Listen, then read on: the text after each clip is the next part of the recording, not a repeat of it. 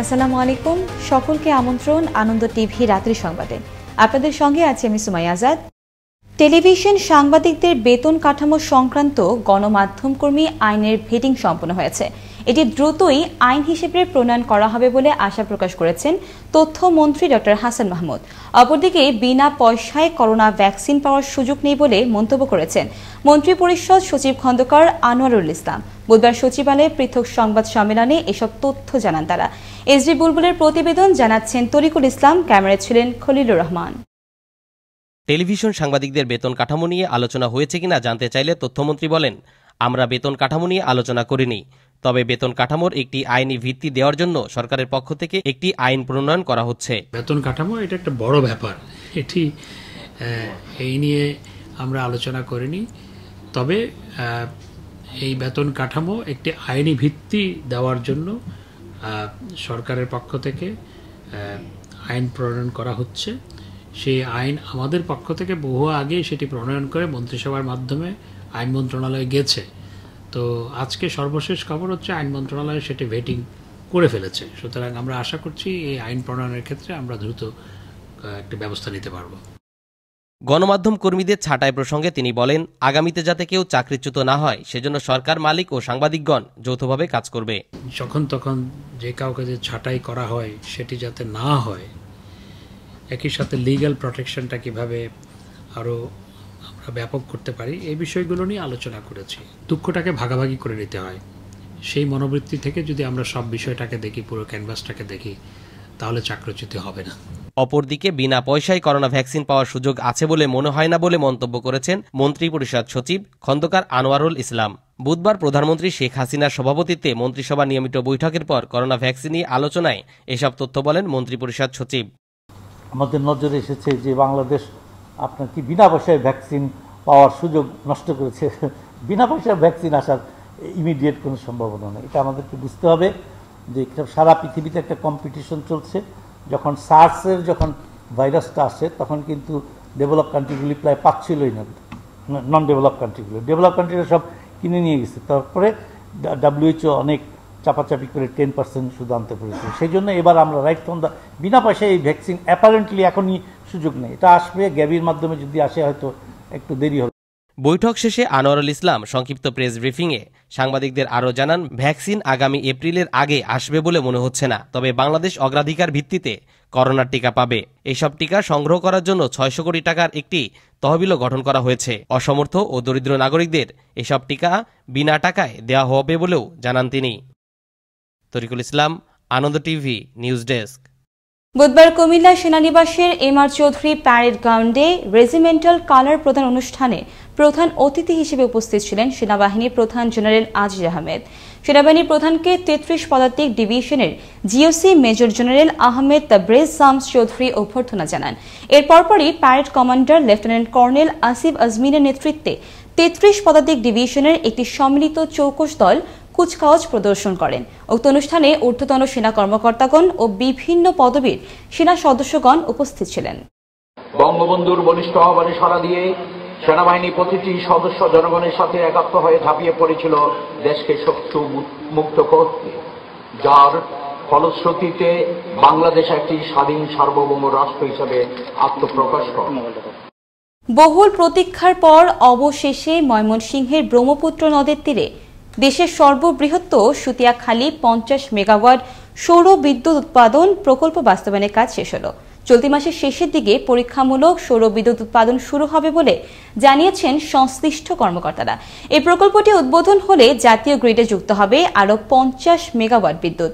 ময়মনসিংহ থেকে ওমর ফারুক সুমনের প্রতিবেদন, আরও জানাচ্ছেন মোস্তফা কামাল তোহা। বাংলাদেশ, মালয়েশিয়া ও সিঙ্গাপুরের যৌথ উদ্যোগে HDFC সিন পাওয়ার লিমিটেড ময়মনসিংহের গৌরীপুর উপজেলার চরাঞ্চল সুতিয়াখালীতে 174 একর জমির ওপর 800 কোটি টাকা ব্যয়ে অত্যাধুনিক প্রযুক্তির পরিবেশ বান্ধব সৌরবিদ্যুৎ উৎপাদন প্রকল্প বাস্তবায়ন করছে।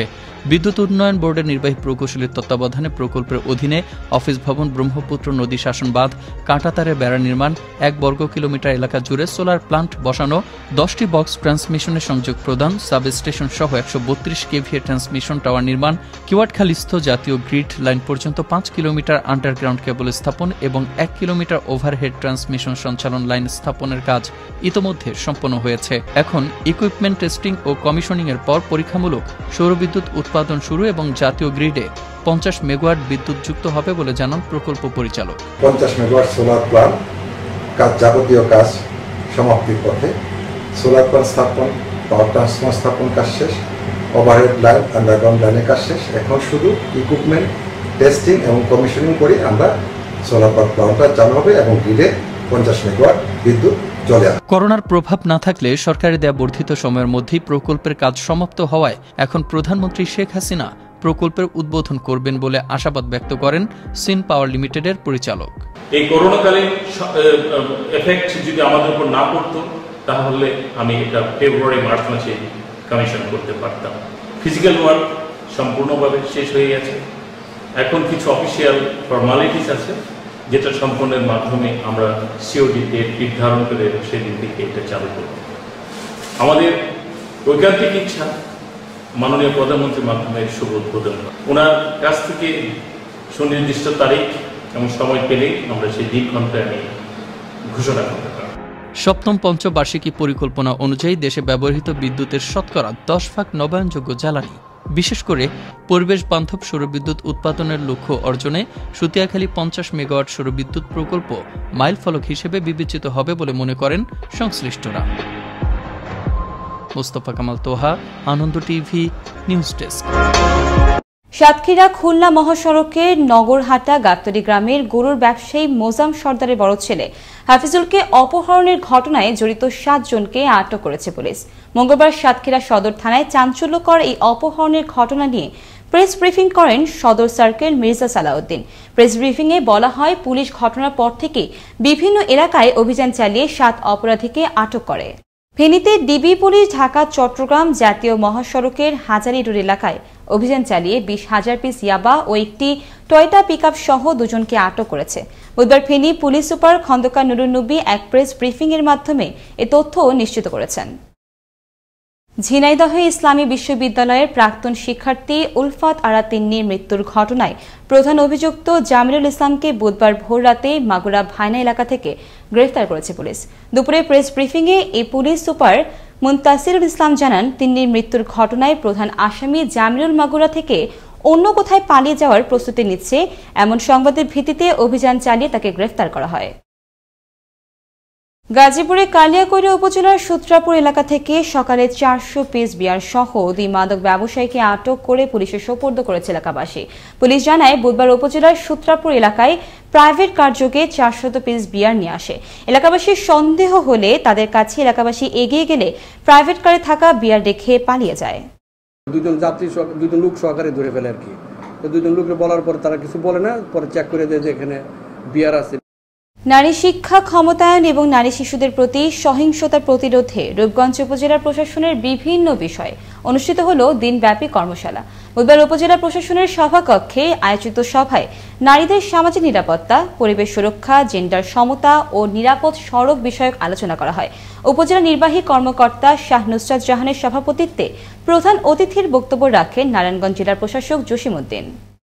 এই ছিল এখনকার মতো। করোনা থেকে আপনি এবং আপনার পরিবারকে সুরক্ষায় রাখতে সরকারি নির্দেশনা মেনে চলুন।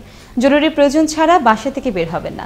আনন্দ টিভির সর্বশেষ সংবাদ এবং বিনোদন সবার আগে দেখতে www.facebook.com/anandotv BD পেজে যুক্ত হন। ধন্যবাদ সকলকে, শুভরাত্রি।